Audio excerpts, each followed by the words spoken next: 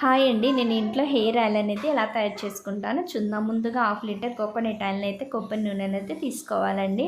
ఇందులో నేను 4 ఐటెమ్స్ అయితే వేస్తాను. 4 స్పూన్ల మెంతులు, మందార పువ్వులు, ఆకులు, మొగ్గలు, గులాబీ రేకులు, కరివేపాకు అయితే తీసుకున్నాను. ఇవి 4 ఐటెమ్స్ అయితే వేస్తానండి. తర్వాత ఆయిల్ అనేది బాగా హీట్ అయిన తర్వాత ఒక పిడికెడు కరివేపాకును వేసి అది కొంచెం క్రిస్పీగా అయ్యేంత వరకు వేయించుకోవాలి. నెక్స్ట్ అందులో మనం మందార ఆకులను అయితే యాడ్ చేసుకోండి.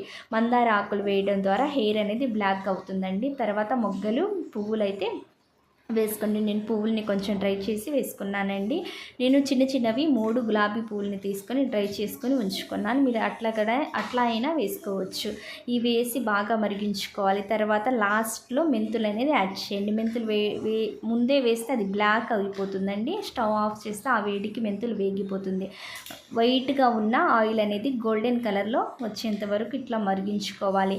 తర్వాత స్టెయినర్ సహాయంతో మనం మొత్తం ఆయిల్ని వడపోసుకుందాం.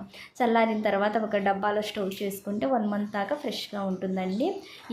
ఇది ఈ ఆయిల్ అనేది మన హెయిర్కి అప్లై చేయడం ద్వారా హెయిర్ అనేది బ్లాక్ అవుతుంది. హెయిర్ ఫాల్ అనేది మ్యాక్సిమం తగ్గిపోతుందండి. దీంట్లో వచ్చింది కదా మెంతులు, ఆ పువ్వు ఆకులు అది వేస్ట్ చేయకుండా తలకి అప్లై చేసుకుంటే బాగుంటుంది.